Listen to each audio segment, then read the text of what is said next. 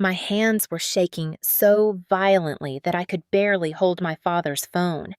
The words I had just heard kept echoing in my mind, each syllable a knife twisting deeper into my heart. My mother's cold voice still rang in my ears. "The old man won't survive this Thanksgiving, Richard. An accidental death is the best option."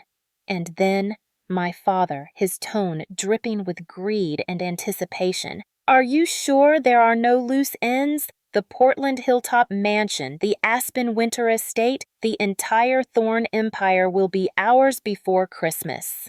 I stood frozen in my bedroom staring at the phone screen as if it were a bomb about to explode. My pen had fallen from my trembling fingers and shattered on the hardwood floor, ink spreading like blood across the pale wood. This wasn't a nightmare I could wake up from. This was real.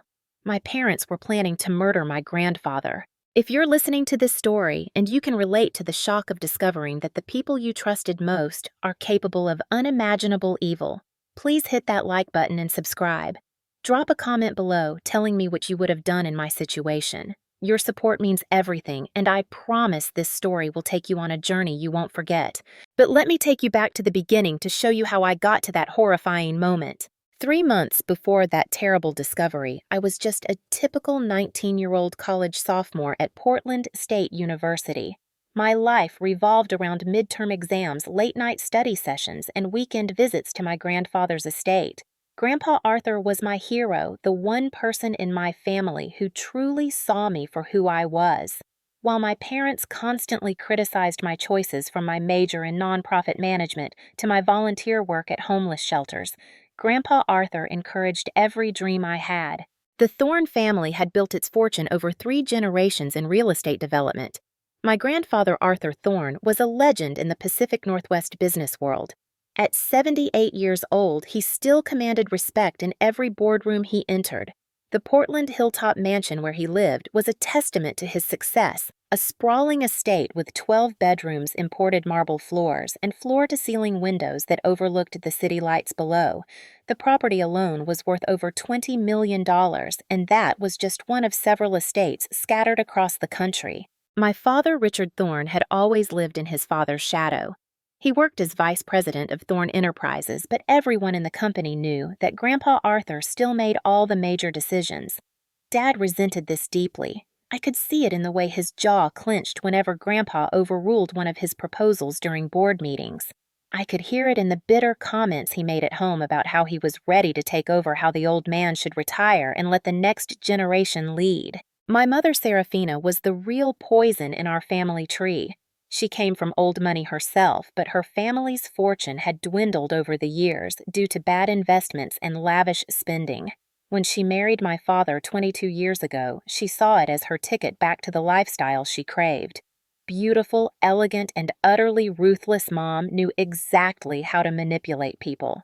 She hosted charity galas where she rubbed elbows with politicians and business moguls. She sat on the boards of several prestigious organizations. But behind closed doors, she constantly pushed my father to assert himself, to demand more control, to secure our family's financial future. I had always felt like an outsider in my own home. While my parents obsessed over wealth and status, I cared about making a real difference in people's lives. This fundamental difference created a chasm between us that grew wider every year. They saw my idealism as naive. I saw their materialism as empty. Thanksgiving was always a big deal in our family. It was one of the few times we all gathered at Grandpa Arthur's mansion for a formal dinner. The estate would be decorated with elaborate fall arrangements, the dining room table set with china that had been in the family for generations. Grandpa loved these gatherings, even though they were often tense affairs with undercurrents of family drama. That October, about a month before Thanksgiving, I noticed my parents becoming increasingly secretive. They would stop talking when I entered a room.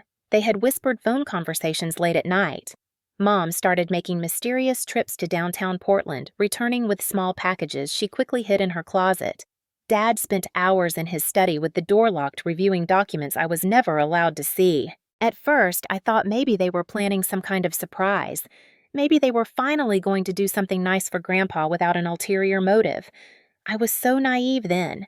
I wanted to believe the best in them because they were my parents. Despite all our differences, despite the years of feeling like I didn't quite fit into their world, I still loved them. I still hoped that underneath their obsession with money and status, there was genuine love for family. The Wednesday before Thanksgiving, I came home early from campus. I had finished my last exam and decided to skip the study group celebration to get ahead on my final papers. The house was quiet when I walked in. Too quiet. My parents' cars were both in the driveway, so I knew they were home, but I couldn't hear any movement. I went upstairs to my room, which was at the end of the hallway, past my parents' master suite. As I approached my door, I heard my father's voice coming from his study. The door was slightly ajar, which was unusual since he normally kept it locked. He was on the phone, and his tone made me pause. There was an excitement in his voice that I had never heard before, mixed with nervousness. I should have kept walking. I should have gone to my room and minded my own business. But something about his tone set off alarm bells in my mind.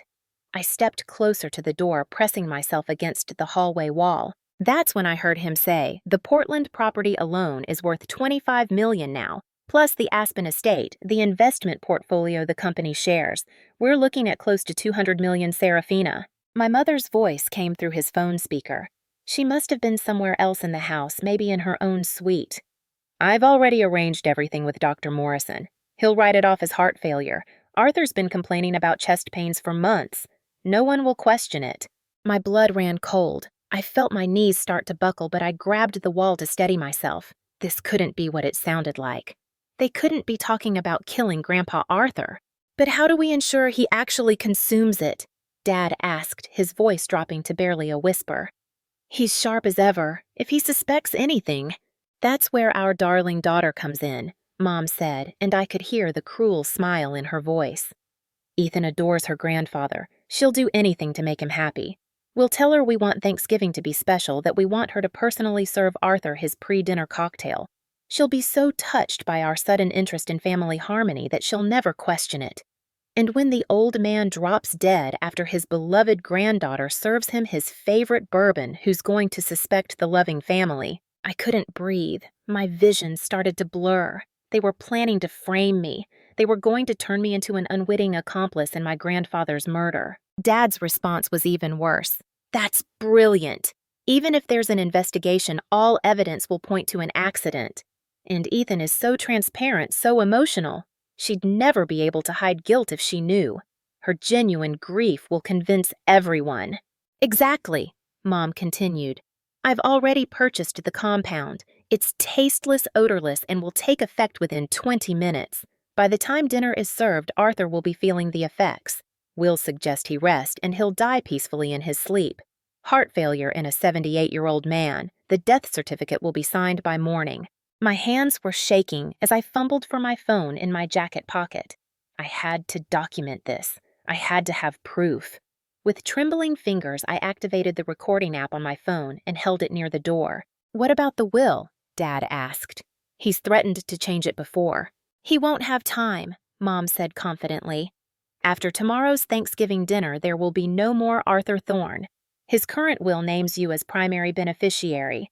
We'll be in control of everything before anyone can contest it. The estate, the company, the investments. All of it will finally be ours." There was a pause, and then my father said something that made my stomach turn. "Do you really think Ethan won't figure it out eventually? By then it won't matter," Mom replied coldly. "She'll be so consumed with grief that she won't think clearly for months. And even if she does suspect something, she has no proof. No one would believe that a mother and father would manipulate their own daughter into becoming an accessory to murder. It's too monstrous to be credible." They both laughed then, actually laughed, like they were discussing a clever business strategy instead of plotting murder. I don't remember walking back to my room. I don't remember closing the door or sinking onto my bed. The next thing I knew, I was staring at my phone, the recording still running, my whole body shaking so hard that my teeth were chattering. The phone slipped from my hands and landed on the carpet. I sat there for what felt like hours, but was probably only minutes trying to process what I had just heard. My parents, the people who were supposed to love me unconditionally, were planning to murder my grandfather and use me as their unwitting weapon. The first emotion that hit me was denial. This couldn't be real. Maybe I had misunderstood. Maybe they were talking about a plot for a movie or a book.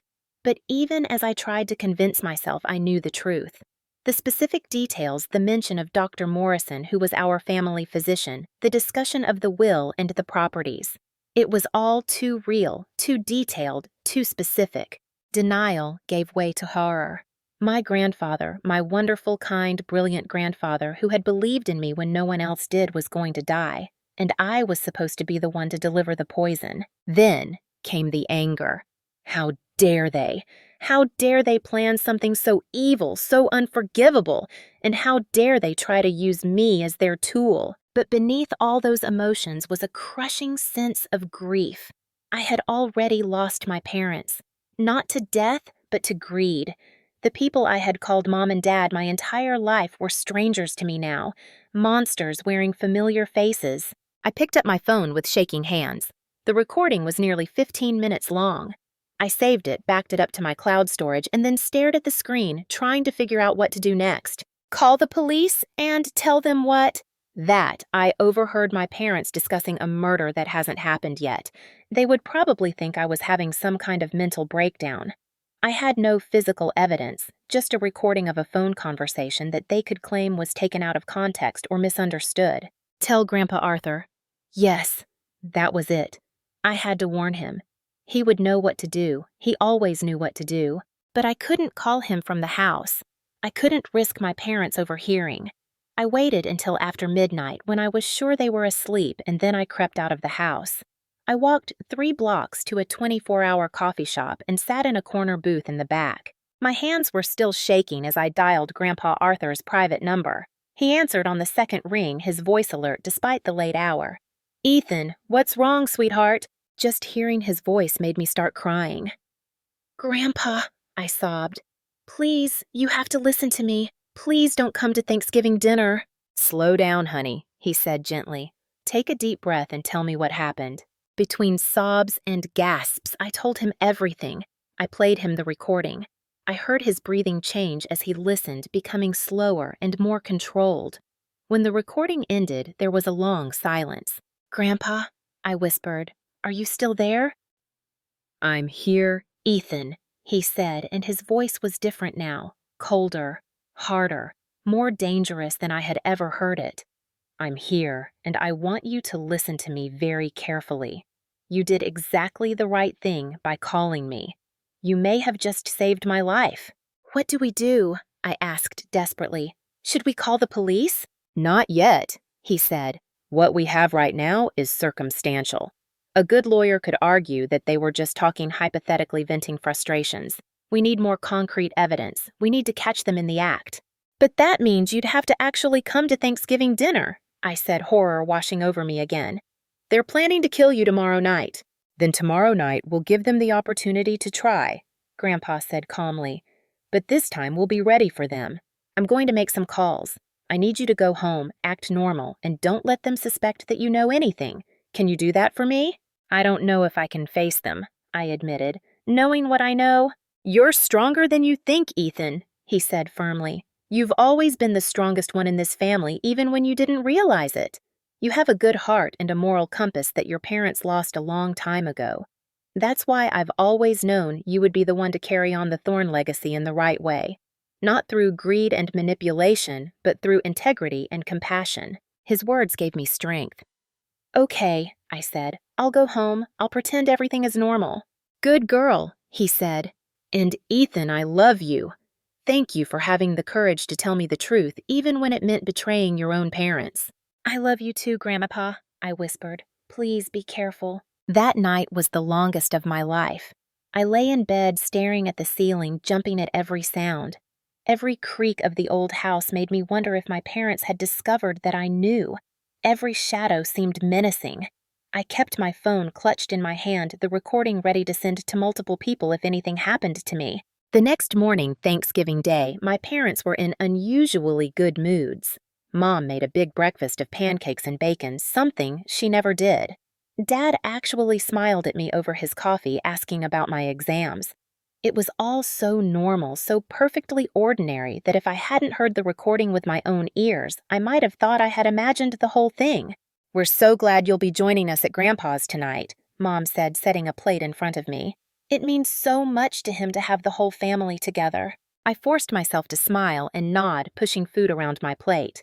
Every bite tasted like ash in my mouth. "We have a special request for tonight," Dad said, trying to sound casual.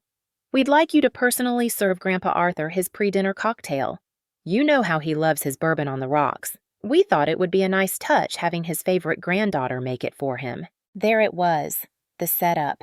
They were already laying the groundwork, making sure I would be the one to handle the drink that would kill him. "Of course," I said, keeping my voice steady. "That sounds lovely." Mom reached over and squeezed my hand. "You're such a good girl, Ethan. Your grandfather is so lucky to have you." The irony of her words made me want to scream. Instead, I squeezed back and excused myself to get ready. In my room, I texted Grandpa Arthur. "They just asked me to serve your cocktail tonight. It's definitely happening." His response came quickly. "Perfect. Everything is arranged. Trust me and follow my lead. You're going to see a side of me tonight that few people ever witness. Don't be afraid." The hours until dinner crawled by. I tried to study to distract myself, but I couldn't focus. I kept watching my parents, seeing them with new eyes. How had I never noticed the calculating coldness in my mother's gaze? How had I missed the weak, greedy nature that defined my father? At 4 o'clock, we piled into Dad's Mercedes for the drive to Grandpa's estate. The 30-minute ride up into the hills felt like an eternity. Mom and Dad chatted about mundane things, work gossip, weekend plans. It was surreal. When we pulled up to the mansion gates, I saw several other cars in the circular driveway. This was unusual. Typically, Thanksgiving dinner was just the four of us. But tonight, there was a sleek black limousine and 2 other luxury sedans parked near the entrance. "I wonder who else is here," Mom said, a note of irritation in her voice.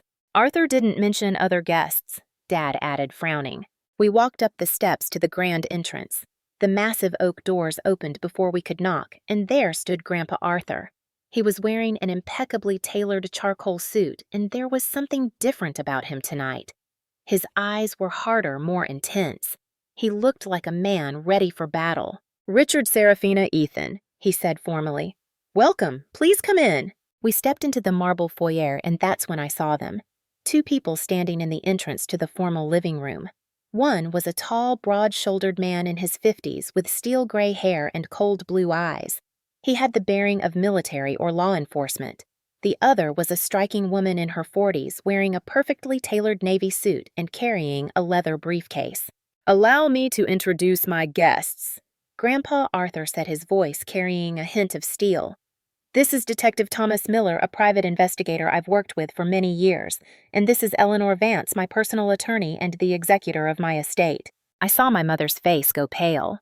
My father's forced smile faltered. "Arthur," Mom said, trying to sound delighted.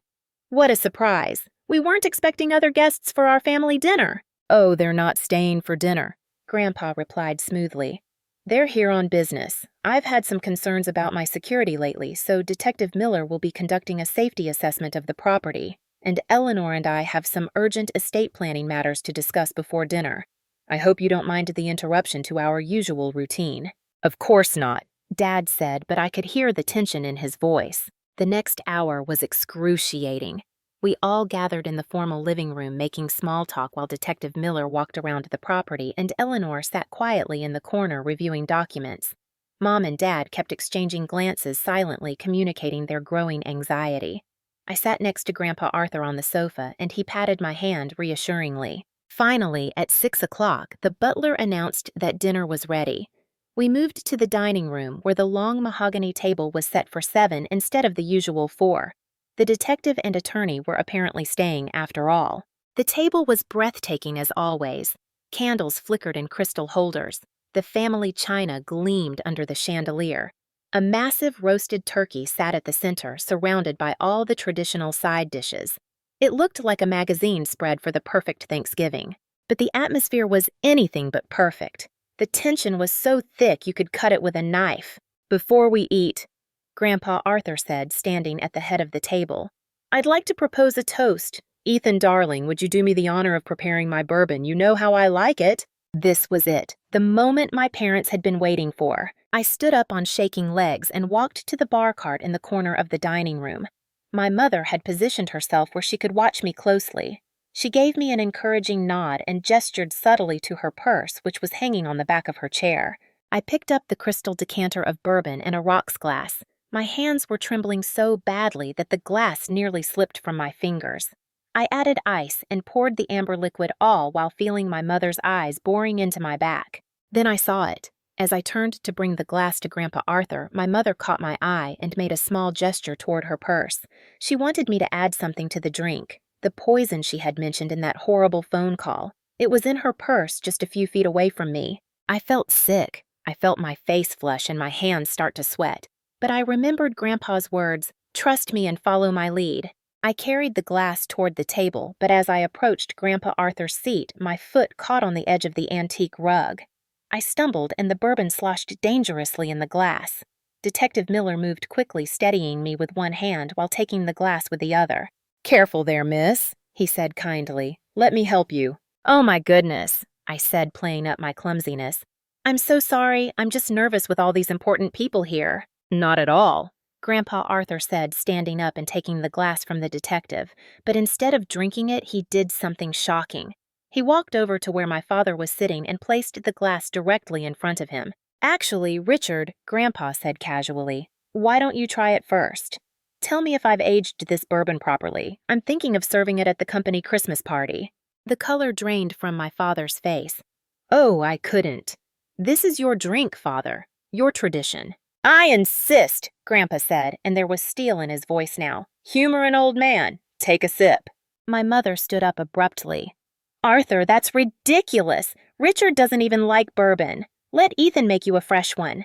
"No," Grandpa said flatly. "I want Richard to try this one specifically, the one Ethan just poured. Unless there's some reason he shouldn't." The room fell silent. Everyone could feel the sudden shift in energy. Detective Miller had moved to stand near the doorway blocking the exit. Attorney Eleanor had her phone out recording everything. Dad stared at the glass of bourbon as if it were a coiled snake. "I really don't think." "Drink it," Grandpa Arthur commanded, his voice dropping to a dangerous low tone. "Or would you prefer I drink it first? Would you prefer that your daughter serve her grandfather a poisoned cocktail?" The room exploded. "What are you talking about?" my mother shrieked. "Have you lost your mind?" But my father had gone completely white. He was staring at the bourbon glass, unable to move, unable to speak. "I think," Grandpa Arthur said coldly, "that it's time we stopped pretending. Detective Miller, if you would." The detective pulled out a tablet and tapped the screen. Suddenly, the voices of my parents filled the dining room. The recording I had made played through speakers hidden in the walls. Every damning word, every evil plan, the entire conspiracy laid bare for everyone to hear. My mother's voice, "The old man won't survive this Thanksgiving, Richard. An accidental death is the best option." My father's voice, "The Portland property alone is worth $25 million now. We're looking at close to $200 million, Serafina." My mother's voice, "That's where our darling daughter comes in. Ethan adores her grandfather. She'll do anything to make him happy." The recording played for what felt like an eternity. With each word, my mother's face transformed from shock to horror to rage. My father simply stared at the table, his hands trembling, all the color gone from his face. When the recording ended, the silence was deafening. "That was an illegal recording," my mother finally spat. "It won't hold up in court." "Actually," Attorney Eleanor spoke up for the first time. "In Oregon, only one party needs to consent to a recording for it to be legal. Your daughter was one party to the conversation since she overheard it. And even if it weren't admissible in criminal court, it's certainly sufficient grounds for civil action and changes to estate planning." Grandpa Arthur walked slowly to where my mother was standing.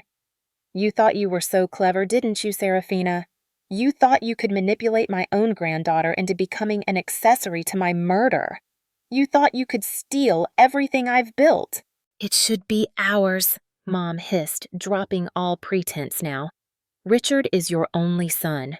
Everything you have should pass to him. We've waited long enough. You're an old man. It's time to step aside." "Time to step aside," Grandpa repeated slowly. "Or time to be murdered." He turned to address my father.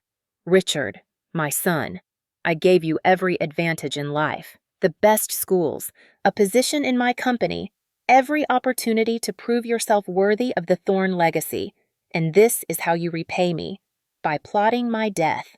Dad finally found his voice, but it came out as a broken whisper. "Father, we were just talking. We wouldn't have actually—" "Liar," Grandpa Arthur said flatly. "Detective Miller, show them what else you found." The detective pulled out several evidence bags from his briefcase. Inside one was a small bottle labeled as a prescription medication, but the label had been partially peeled off. "We obtained a warrant to search your home this afternoon while you were preparing for dinner. We found this hidden in Mrs. Thorne's closet. It contains a lethal dose of a medication that mimics the symptoms of heart failure. We've already sent it to the lab for analysis, but I'm quite confident about what we'll find." My mother lunged for her purse, but Detective Miller was faster. He grabbed her wrist and pulled out the same small bottle from the evidence bag. "Looking for this, we already swapped it out with a placebo. Your plan was never going to work, Mrs. Thorne." "You can't do this!" Mom screamed. "This is entrapment! This is illegal!" "No," Attorney Eleanor said calmly. "What's illegal is conspiracy to commit murder. What's illegal is attempting to poison someone. What's illegal is trying to defraud an estate, all of which you have done tonight." Grandpa Arthur pulled out his phone and made a call. "Yes, this is Arthur Thorne. You can come in now." Less than a minute later, 2 uniformed police officers entered the dining room. They must have been waiting outside the entire time. "These 2 individuals attempted to poison me tonight with intent to commit murder for financial gain," Grandpa Arthur said formally. "I'm pressing charges. Detective Miller has all the evidence you need." The officers moved toward my parents. My mother started screaming, cursing everyone in the room. She turned her venom on me. "You little bitch!" she spat. "You destroyed everything! You ungrateful, stupid little bitch! We gave you everything, and this is how you repay us." "You gave me nothing," I said, surprised by how steady my voice was. "You tried to turn me into a murderer. You tried to use my love for Grandpa Arthur as a weapon against him. You're not my parents. You're monsters." The officer pulled out handcuffs. "Ma'am, you have the right to remain silent. I suggest you use it." As they read my mother her rights, my father finally broke down completely. "Father, please," he sobbed. "I'm your son. Your only son. You can't do this to me." Grandpa Arthur's face was like granite. "You stopped being my son the moment you decided to murder me for money. You're nothing to me now. Nothing." "But the company," Dad pleaded desperately. "The estate, what will happen to it all?" "That," Grandpa Arthur said coldly, "is no longer any of your concern. Attorney Vance, please present the updated documents." Eleanor opened her briefcase and pulled out a thick folder. "As of 9 o'clock this morning, Arthur Thorne's will has been updated. Richard Thorne and Seraphina Thorne have been removed as beneficiaries. They are hereby disinherited and stripped of all positions within Thorne Enterprises. Effective immediately, they are barred from all Thorne properties and assets." "You can't do that," my father gasped. "I can and I have," Grandpa Arthur replied. "You wanted my empire. You wanted my money. Well, you'll get nothing. Not a single dollar, not a single share, nothing." "Then who inherits?" Mom shrieked as the officers began to lead her toward the door. "Who gets it all?" Grandpa Arthur looked at me, and for the first time that evening, his expression softened. "The Thorne family fortune will be placed in a charitable trust, the Thorne Foundation for Community Development. Its mission will be to provide housing and support services for underprivileged communities throughout the Pacific Northwest. And the sole administrator of this foundation will be my granddaughter, Ethan Vance. She will have complete control over how the money is used to help others to build a legacy of compassion rather than greed." I felt tears streaming down my face. "Grandpa!" "You've proven yourself to be the only one in this family worthy of the Thorne name," he continued. "You had every reason to stay silent. You could have let this happen and inherited everything through your father, but you chose integrity over inheritance. You chose to do the right thing even when it meant betraying your own parents. That's the kind of character that deserves to lead the family forward." My mother let out an inhuman scream of rage. "This isn't over," she threatened. "We'll fight this. We'll prove she manipulated you. We'll—" "Take them away," Grandpa Arthur said wearily. "I've heard enough." The police officers led my parents out of the dining room. Their threats and curses echoed through the mansion until the front door closed behind them. Then there was silence. I stood in the middle of that elegant dining room surrounded by a feast that no one would eat, and I felt my legs finally give out. I collapsed into the nearest chair and buried my face in my hands. Grandpa Arthur sat down beside me and put his arm around my shoulders. "It's all right, sweetheart. Let it out." I cried for what felt like hours, though it was probably only minutes. I cried for the parents I thought I had. I cried for the normal family I would never have. I cried for the innocence I had lost when I heard that terrible phone call. But underneath the grief, there was also a strange sense of relief. The poison had been exposed. The infection had been cut out. Now perhaps real healing could begin. After the tears subsided, Detective Miller and Attorney Eleanor quietly excused themselves. They would be needed at the police station to give statements and process the evidence. They promised to stay in touch and coordinate with me about the upcoming legal proceedings. When we were finally alone, Grandpa Arthur poured us both a glass of wine. Real wine this time, untainted and safe. "I'm sorry you had to go through this," he said quietly. "I'm sorry that my son turned into the kind of man who would do this." "It's not your fault," I said. "You tried to teach him right from wrong. He made his own choices." "As did you," Grandpa replied. "You made the hardest choice anyone can make.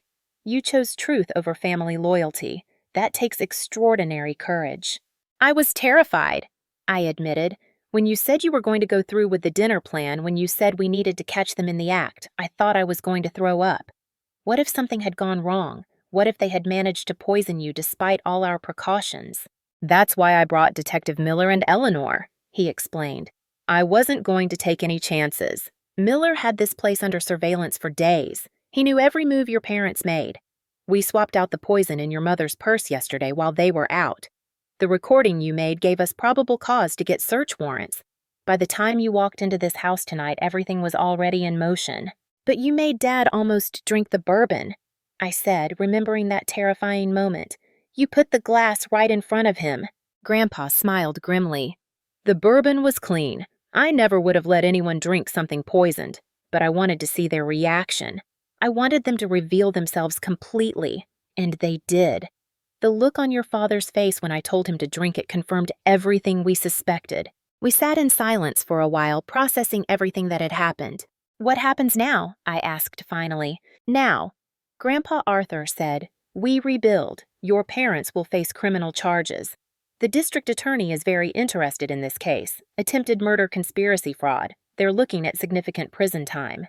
"Good," I said, and I meant it. The part of me that still loved them as parents was mourning, but the part of me that understood justice was satisfied. "As for the foundation," Grandpa continued, "we'll start planning it next week. But Ethan, I want you to understand something. This isn't just a consolation prize or a way to keep the money in the family. I genuinely believe you're the right person to run it. You've always cared more about helping people than accumulating wealth. You've always been driven by compassion rather than greed. That's what the Thorne legacy should have been all along." "I don't know if I'm ready for that kind of responsibility," I said honestly. "I'm only 19. I haven't even finished college yet." "You'll finish college," he assured me, "and I'll be here to guide you for as long as I'm able. Eleanor will handle the legal aspects. We'll hire experienced nonprofit managers to help with the day-to-day operations.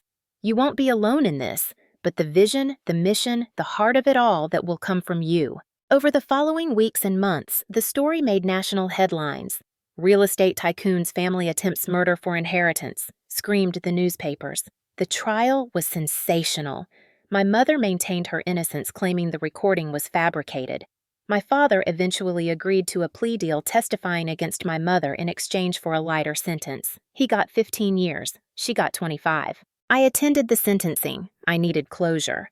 My father looked broken, his expensive suit hanging off his now gaunt frame.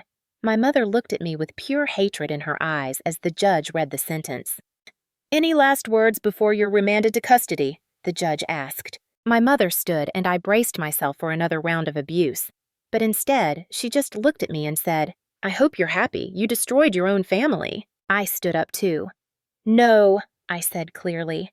"You destroyed our family the moment you chose money over love. I just stopped you from destroying anyone else." That was the last time I saw either of them. The Thorn Foundation for Community Development officially launched 6 months later. We started with a modest project renovating a struggling apartment complex in southeast Portland to provide affordable housing for single mothers transitioning out of homelessness. Within the first year, we had housed 23 families and provided job training and childcare support to help them rebuild their lives. Grandpa Arthur attended the ribbon-cutting ceremony for our first completed project. He was in a wheelchair by then, his health declining from legitimate heart issues, but his mind was as sharp as ever. He watched me give the dedication speech, and I saw tears in his eyes. "You're doing what I should have done decades ago," he told me afterward. "You're using the Thorn fortune to actually make a difference in people's lives. I'm so proud of you, Ethan." He passed away peacefully in his sleep 2 months later. I was with him holding his hand. His last words to me were, "Keep fighting the good fight, sweetheart. You're the best thing this family ever produced." At his funeral, hundreds of people came. Business associates, former employees, city officials, but also people from our foundation projects. Single mothers who had found stable housing, teenagers who had received scholarships, families who had been helped through our programs. They all came to pay their respects to the man who had created the foundation that changed their lives. My parents were not allowed to attend. They sent letters from prison asking for permission to come to the funeral, but I denied their requests. I had forgiven them for my own peace of mind, but I wasn't ready to see them. Maybe someday, but not yet. Now, 2 years later, I'm 21 years old and running a multi-million-dollar charitable foundation. I finished my degree in nonprofit management. I split my time between the Portland office and visiting our various project sites around the region. We've expanded beyond housing to include education programs, healthcare initiatives, and small business loans for disadvantaged communities. Sometimes people ask me if I regret what I did. They ask if I wish I had stayed silent, kept the family together, inherited everything the traditional way. My answer is always the same. I didn't destroy my family, I tell them. My family destroyed itself through greed and evil. I just refused to be complicit in murder. I chose integrity over inheritance, and I'd make the same choice again without hesitation. The Thorn Foundation has helped over 500 families in the past 2 years. We've built 3 new housing developments. We've funded scholarships for 200 students. We've provided business loans to 43 startups owned by people from disadvantaged backgrounds. The money that my parents wanted to hoard for themselves is now changing lives, creating opportunities, and building communities. That's the legacy I'm proud of. That's the Thorn name I want to carry forward. Sometimes late at night, I think about that Thanksgiving dinner. I think about how close my grandfather came to being murdered. I think about how my parents tried to turn me into their weapon. And I think about the choice I made to tell the truth. It was the hardest thing I've ever done. Turning in your own parents, knowing they'll go to prison for the rest of their lives, knowing you'll be branded as the daughter who betrayed her family. The guilt and grief were overwhelming at first. I went to therapy for months, working through the trauma of discovering that the people who were supposed to love me unconditionally were capable of such evil. But I also learned something important through this nightmare. Family isn't just about blood, it's about love, respect, and shared values. My parents shared my blood, but they didn't share my values. They taught me what kind of person I never wanted to become. Grandpa Arthur was my real family. The people we help through the foundation are my family now. The team I work with every day dedicated to making the world a little bit better. They're my family. And somewhere out there, maybe I'll find a chosen family of my own someday. People who love me for who I am, not what I can give them. To anyone listening to this story who has ever had to make an impossible choice between family loyalty and doing what's right, I want you to know this. Choosing integrity doesn't make you a bad person. It makes you brave. Sometimes the most loving thing you can do is refuse to enable destructive behavior, even when that behavior comes from people you love. My parents made their choices. I made mine. And I can sleep at night knowing that I didn't let greed and evil win. The Thorn fortune is now being used to build people up instead of being hoarded away. Grandpa Arthur's legacy is one of generosity and compassion instead of the tragedy my parents would have created. That's worth more than any inheritance. That's worth the pain of losing parents who never really saw me as anything more than a pawn in their schemes. So here's my final message: stand up for what's right, even when it costs you everything. The truth may hurt, but lies destroy, and sometimes breaking free from a toxic family is the only way to build a healthy future. What would you have done in my situation? If you discovered your parents planning murder, would you have had the courage to stop them? Would you have chosen justice over family loyalty? Drop your thoughts in the comments below. And if this story resonated with you, if you've ever had to make a difficult choice between family and integrity, please hit that like button and subscribe. Share your own stories. Let's build a community of people who believe that doing the right thing matters even when it's hard. Remember, you're not alone. And choosing truth over toxic loyalty isn't betrayal. It's survival. It's growth. It's the first step toward building the life you deserve. Thank you for listening to my story. I hope it helps someone out there find the courage to stand up for themselves, to set boundaries, to refuse to be complicit in evil, no matter where it comes from. Stay strong, stay true to yourself, and never let anyone, not even family, convince you to compromise your integrity. Until next time.